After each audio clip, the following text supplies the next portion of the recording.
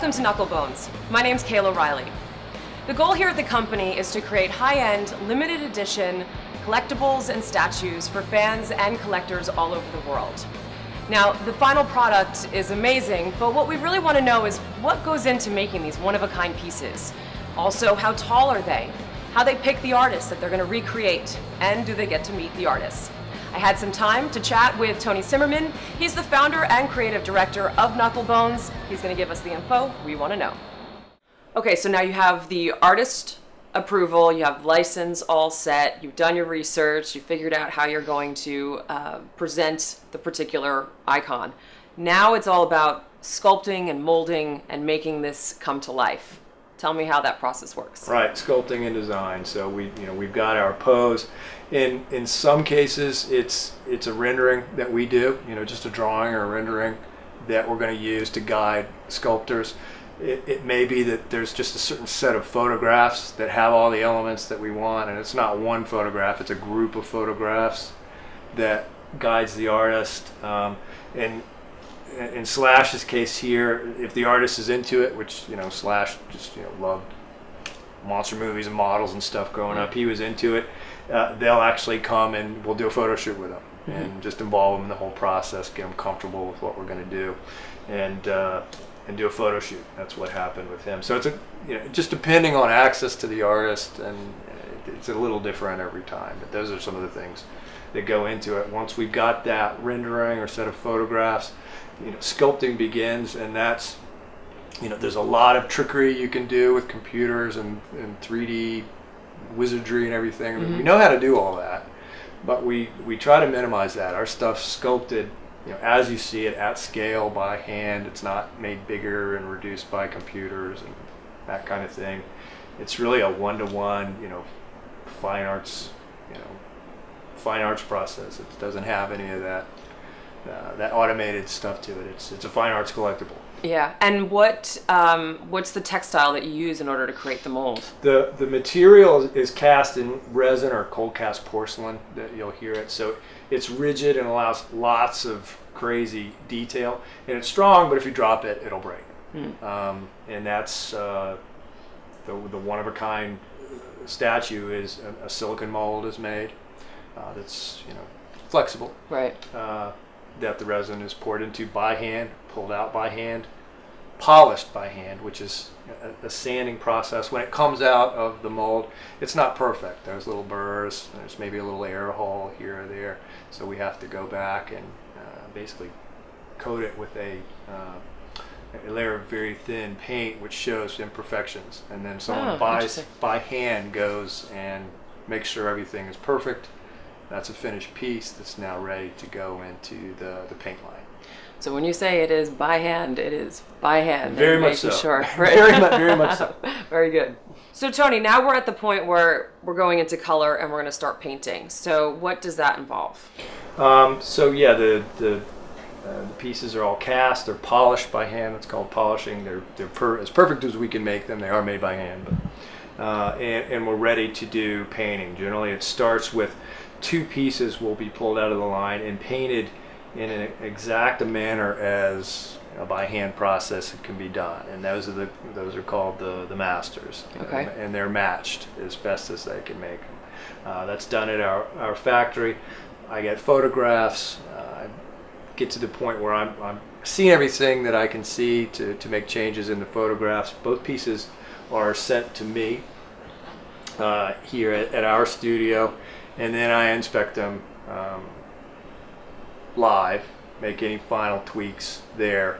And you see every single one of them. You check every single one of them. The masters. What happens is the reason I can't, we can't personally check everything in the line for a 3,000 run. Right. So the reason these samples are matched is one is at the studio, the production studio, one's at our studio. We've got matched pairs, so when we call and we have changes, we know what we're referring to matches. It's a low-tech thing. Jimmy Page thought that was a really interesting way to do it. Right. He thought that's actually pretty close. Right.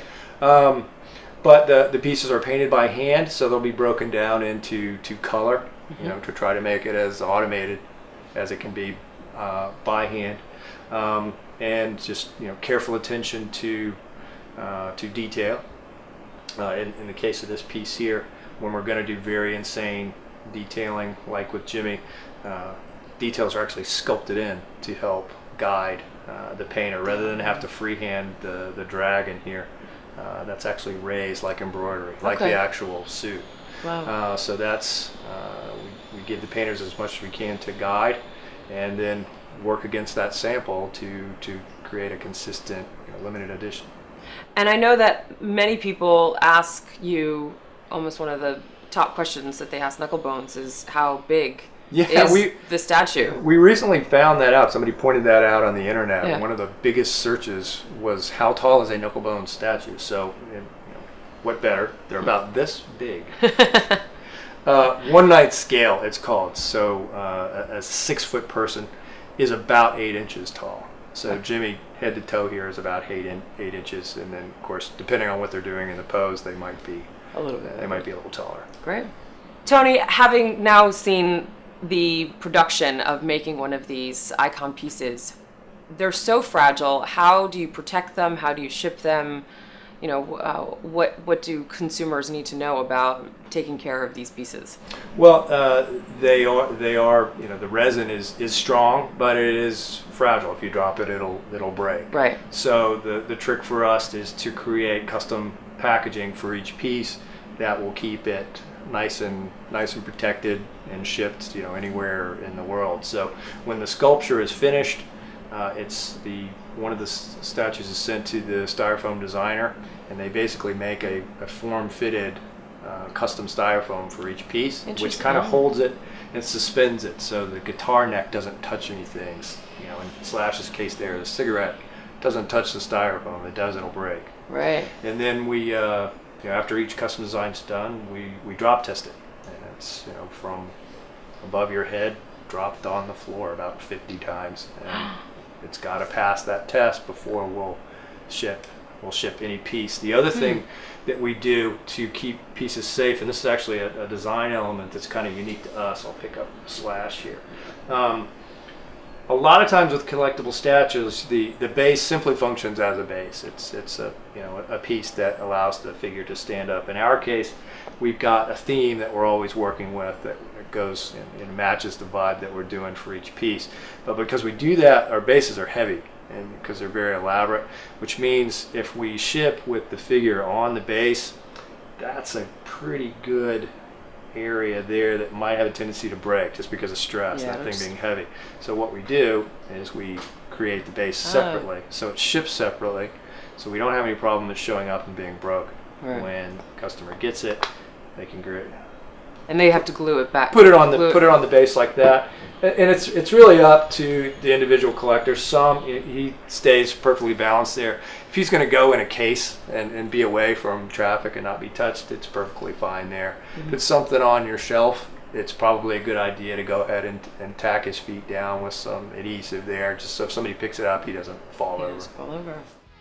Well, that's it. Now, if there's anything that we didn't cover in talking about the making and the history of KnuckleBonz collectibles, or if maybe there's an artist you'd like to see, they love to hear from you, so make sure you hit them up at KnuckleBonz.com. My name's Kayla Riley. Thanks for watching. All this is true. It's nice to be truthful about your stuff. Yeah, definitely. We actually did all this. I'm not making it up. Yeah, I believe you.